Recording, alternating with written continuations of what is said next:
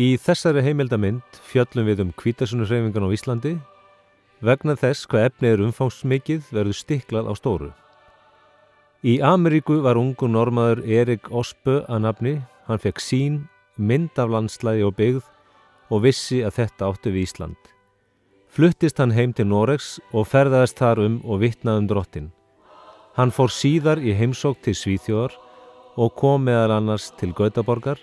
Þar starfaði hann tíma í Salemsöfnuðinum og var sendur þaðan ásamt konu sinni til Íslands sem trúboði safnaðarins. Erik Osbø og Signý, kona hans, komu til Íslands 31. júlí árið 1920 og voru þau fyrsta veturinn í Reykjavík. Ári síðar fór Erik og konan hans ásamt Sveinbjörgu Jóhannsdóttur sem túlkaði fyrir hann úr norsku yfir á íslensku til Norðurlands en þar gekk hvorki né rak. Sagan segir að Erik hafi verið að gefast upp á að boða trú á lifandi Guð í þessu landi og hafi reyndar verið að fara af landi brott sumarið 1921 þegar skip hans kom við í Vestmannaeyjum. Þegar hann leit á Heimaey sá hann klettabyggðina sem Guð hafði sýnt honum áður í sýninni þegar hann kallaði hann til trúboðsstarfa. Fóru þau því úr skipinu í Vestmannaeyjum. Þar tók maður óvænt á móti þeim, bauð þeim heim til sín en þau áttu ekki von á að neinn myndi taka á móti þeim. Þegar heim til mannsins var komið, í hús hans Breiðablik, var þeim vísað til stofu þar sem var uppádekkað veisluborð. Fór svo maðurinn að leiða talið af fuglum og fuglaveiðum og þar kom í samtalinu að Osbø var spurður tæknileg atriði þessara veiða, sem hann hafi ekki hugmynd hvernig ætti að svara og þá rann það upp fyrir þeim að maðurinn sem tók á móti þeim hjónum hafði farið mannavillt. Hann hafði haldið að Osbø væri náttúrufræðingur sem von var á og ætti að ráðleggja eyjabúum við veiðar á bjargfugli. Osbø var ekki kominn til að veiða fugla, heldur menn fyrir Guðs ríki. Osbø hjónin fóru strax að halda samkomur og byrjuðu með útisamkomur norðan undir Landakirkju. Erik predikaði Guðs orð með hljómmikilli rödd sem heyrðist víða og Sveinbjörg Jóhannsdóttir túlkaði hann frá norsku yfir á íslensku. Signý lék á gítar og hélt upp í söngnum ásamt Sveinbjörgu. Margt fólk kom á útisamkomarnar sem þau héldu fyrstu vikuna í hinu fegursta veðri og síðar leigðu þau gamla bíó sem rúmaði 300 manns og var húsfyllir hvert kvöld. Á þessum samkomum komu margir fram til fyrirbæna og gáfust Kristi. Vakningin var komin til Vestmannaeyja.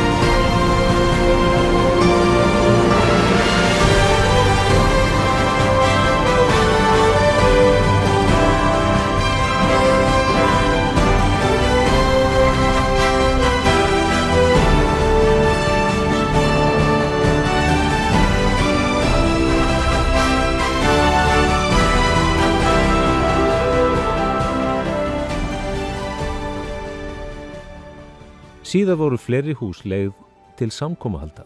Árangurinn var sá að margt fólk komst til trúar á drottinn Jesú. Nokkrum árum síðar þegar fjöldi manns hafði tekið á móti drottni sem frelsara sínum, fannst Erik kominn tími til að byggja hús fyrir starfsemina.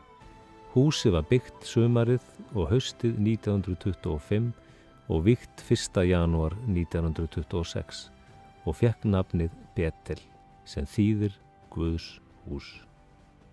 19. febrúar 1926 var Betel-söfnuðurinn stofnaður og fóru Erik Osbø og kona hans áleiðis til heimalands síns. Nokkrum dögum síðar voru þau alfarin frá Vestmannaeyjum. Osbø heimsótti þó Ísland nokkrum sinnum og sá hvítasunnudarstarfið festa rætur víða land. Hann lést í Oslo föstudaginn langa 1960. Þegar Osbø fór frá Vestmannaeyjum tók Níls Ramselius við starfinu og starfaði þar til hann fór heim til Svíþjóðar sumarið 1928. En þá tók Erik Eriksson samlandi hans við forstöðu safnaðarins og gegndi því til 1936. Hann var mjög víðsýnn og framúrskarandi starfsmaður, duglegur og lagði sig allan fram. Hann átti konu sem var honum mjög samhent en hún hét Signý.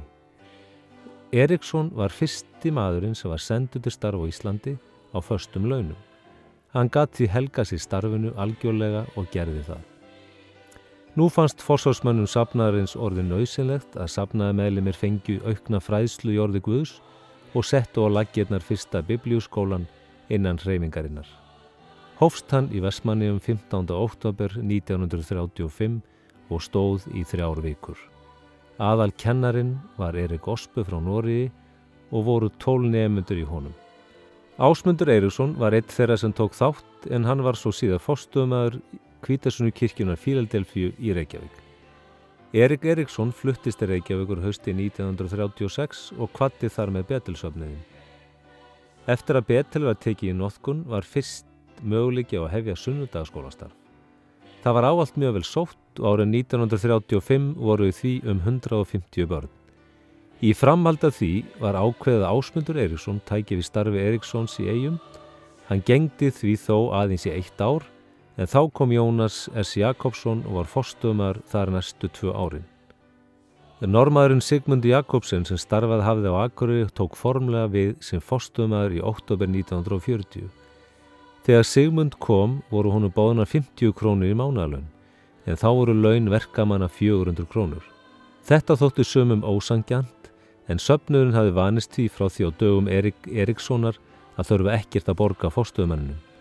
Í apríl 1941 var tillaga Óskars Gíslasonar samþykkt að hækka laun forstöðumannsins í 250 krónur á mánuði auk hlunninda, sem voru leigufrí íbúð í Betel, Ljós og Kol. Í byrjun júní 1942 fluttist Sigmund Jakobsen og fjölskylda hans á ný til Akureyrar. Nokkur tími leið þar til nýr forstöðumaður fékkst til Eyja, en í desember 1942 var ákveðið að bjóða Ásmundi Eiríkssyni stöðuna. Ásmundur tók við í febrúar 1943. Honum voru greiddar 600 krónur á mánuði auk hlunninda.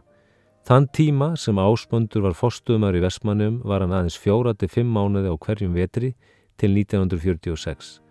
Þá tók Arnúlf Kívík við og var forstöðumaður fram á sumarið 1948. Haustið 1948 komu hjónin Guðný Sigurmundsdóttir og Einar J. Gíslason heim til Vestmannaeyja úr trúboðsstarfi á Siglufirði. Þá lagði Haraldur Guðjónsson fram þá tillögu að söfnuðurinn kysi þau sem forstöðuhjón, en þá hafði enginn gegnt því embætti frá því 1945. Með tilkomu þeirra hjóna var barna- og unglingastarf með miklum blóma og var Guðný mjög virk í því sem á öðrum sviðum. Hún lék vel á píanó og gítar og var söngstjóri kirkjuna frá 1948 og gegndi því til dauðadags. En hún lést af barnsförum haustið 1963 aðeins 35 ára og var öllum mikill harmdauði. Einar starfaði áfram sem forstöðumaður eftir dauða konu sinnar og var forstöðumaður í Betel í 22 ár og voru 77 skírðir til safnaðarins á þeim tíma. Fyrsta Hvítasunnu-kirkjan í Reykjavík var stofnuð 1936 þegar leiðtogi norsku Hvítasunnu-hreyfingarinnar T.B. Barratt hélt þar samkomur með þeim Erik Eriksson og Ásmundi Eiríkssyni. Eriksson var þá kosinn forstöðumaður safnaðarins.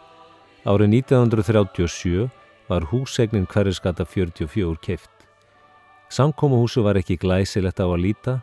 Það var lágreist bakhús sem gert var upp sem samkomuhús. Yfir dyrunum stóð Fíladelfía. Árið 1949 var Ásmundur Eiríksson kosinn forstöðumaður safnaðarins og var hann það til 1970. Kringum 1950 var mikil trúarleg vakning í Fíladelfíu og voru 46 manns skírðir inn í söfnuðinn. 1951 voru alls 200 manns skráðir í söfnuðinum. Þess má geta að árið 1945 voru 56 manns á skrá í söfnuðinum. Kom svo að því að hús safnaðarins að Hverfisgötu 44 var orðið of lítið. Ásmundur var stórhuga og fór að svipast eftir lóð fyrir nýtt samkomuhús. Guð birti Ásmundi lóðina við Hátún 2 þar sem hinn myndarlega kirkja Hvítasunnumanna stendur nú. Það sætir raun furðu að söfnuður með 300 manns skyldi ráðast í slíka byggingu. Fyrsta skóflustungan var tekin 17. ágúst 1957. Nú fór öll orkan í að binda steypujárn og hræra sementi við möl og sand. Peningar hreyfingarinnar dugðu skammt. Nú þurfti meira fjármagn og fór Ásmundur forstöðumaður til Svíþjóðar að fá lán hjá Hvítasunnuhreyfingunni þar. Þegar heim var komið skellur á verðbólga og mátti því ætla að fjárhagur hreyfingarinnar færi í kalda kol. En þegar kirkjubyggingin var vígð 19. október 1969 var hún nánast skuldlaus. Hvítasunnuhreyfingin var marktækt afl í samfélaginu. Ásmundur Eiríksson vildi efla áhrif hennar til dæmis með því að hún myndi feta í fótspor sænsku Hvítasunnkirkjunnar og setja á stofn sérstakan sparisjóð til að ávaxta fé safnaðarmeðlima og annara sem treystu honum fyrir ávöxtun peninga sína. Sparisjóðurinn Pundi var stofnaður af Hvítasunnumönnum árið 1959. Árið 1982 var Pundið innlimað í Sparisjóð Reykjavíkur og nágrennis. Einar J. Gíslason tók við starfi forstöðumanns Fíladelfíu Reykjavík 29. september 1970 og gegndi því til ársins 1991. Rödd Einars náði eyrum fólksins vegna opinskárar og væmnilausrar boðunar. Það orð sem að hvílir á hjarta mínu til að flytja ykkur hér í dag í þessar örfáu mínútur sem ég hef hér til umráða, það raunveruleg Hvítasunnu orð og það að finna í Matteusarguðspjalli í 3. kapítóli og versun nr. 14. Í tilefni 50 ára afmælis Einars 1973 var Samhjálp athvarf fyrir áfengissjúklinga stofnað. Starfsemi Samhjálpar jókst jafnt og þétt og rekur Samhjálp meðal annars meðferðarheimili að Hlaðgerakoti í Mosfellsbæ og áfangaheimili á Miklubraut. Einar var forstöðumaður í Reykjavík til 1990. Við starfinu tók Hafliði Kristinsson og gegndi því til 1997. En þá tóku hjónin Vörður Leví Traustason og Ester Jakobsen við starfinu. Þau höfðu áður verið forstöðuhjónu í Hvítasunnukirkjunni á Akureyri í 17 ár.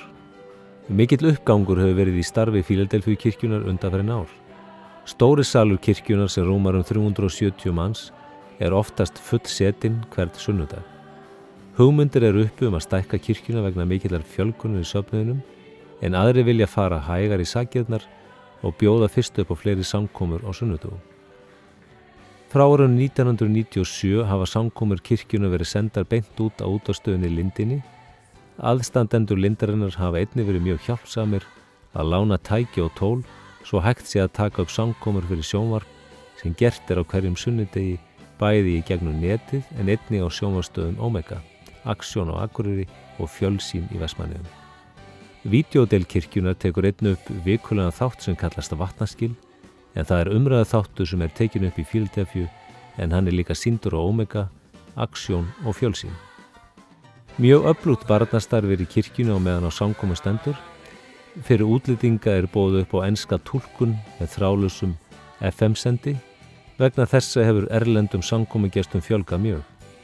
Svokölluð alfanámskeið mjög vel sótt í Fíladelfíu og í kringum 300 manns sem sækja þau á ári sem flestir utan safnaðar.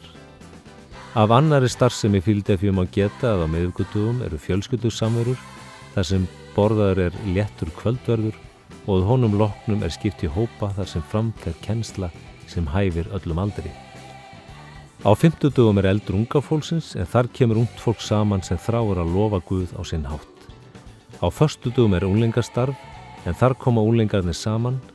Þess má geta að unglingasamkomunnar teknar upp á vídeó og sendar út beint á netið.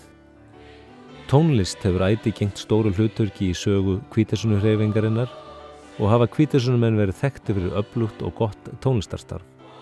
Árið 1950 tók Árni Arenbjarnarson við starfi söngstjóra kirkjunnar aðeins 17 ára aldri. Gegndi hann lykilhlutverki í uppbyggingu tónlistarstarfs kirkjunnar sem hún býr enn að. Í hans tíð var meðal annars keypt stærsta pípuorgel landsins sem var vígt 1975.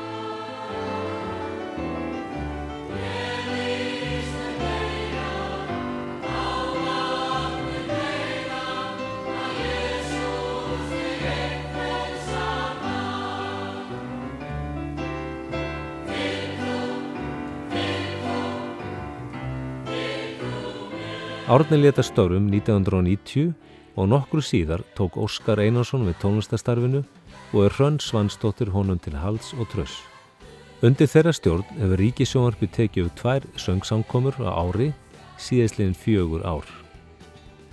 Allt frá árinu 1950 hafa Hvítasunnumenn haldið landsmót í Kirkjulækjarkoti í Fljótshlíð sem eru í dag einfaldlega kölluð kotmót. Ungt fólk í Hvítasunnussöfnuðinum í Vestmannaeyjum vildi gjarnan komast burt með að þjóðhátíðin stóð yfir og efndu til móts í Kirkjulækjarkoti þessa helgi. Og fór það svo á mótið hefur orðið að árlegum viðburði og hefur aðsóknin aukist ár frá ári. Í upphafi var sofið í hlöðu og tjöldum og samkomum var setið á plönkum sem settir voru á milli olíubrúsa á trésmíðavegstæði staðarins. Seinna gáfu sænskir Hvítasunnumenn íslensku hreyfingunni stórt samkomatjald sem var notað á mótum. Með tilkomu skála sem keyptur var á Landsvirkjun batnaði aðstæða mótsgesta til muna. Gátu nú hluti mótsgesta sofið í herbergjum og hægt var að kaupa heitar máltíðir. Einnig voru nú í fyrsta skipti hægt að komast á salerni án þess að ryðjast inn á heimili heimamanna. Árið 1997 var svo hluti af Tívolínu í Hveragerði keyptur og var nú flestöll starfsemi mótsins flutt þar inn sem ber nafnið Örkin. Mikil fjölgun varð á kotmótum eftir að Síla Fitzgerald, sem er ásamt Mike eiginmanni sínum framkvæmdastjóra Lindarinnar, byrjaði með sérstakt barnamót sem er haldið samhliða kotmóti. Í Örkinni eru nú komnir nokkrir sölubásar á kotmótum ásamt Lindarbásnum sem sendir út allt kotmótið, en einnig eru allar samkomurnar teknar upp af ljósbroti vídeódeildar Fíladelfíu. Frá því fyrsta Hvítasunnu-kirkjan var stofnuð í Vestmannaeyjum 1926 hefur mikið vatn runnið til sjávar. Hvítasunnu-kirkjur eru víðsvegar landið og meðlimir hennar orðnir 1900 og enn fleiri eru þeir sem hafa notið þess að koma í heimsóknir í kirkjurnar og fá andlega uppörvun. Raunverulegur árangur verður þó ekki ljós fyrr en sá sem öllu ræður leiðir lifendur og dauða fyrir dóm frammi fyrir hásæti sínu.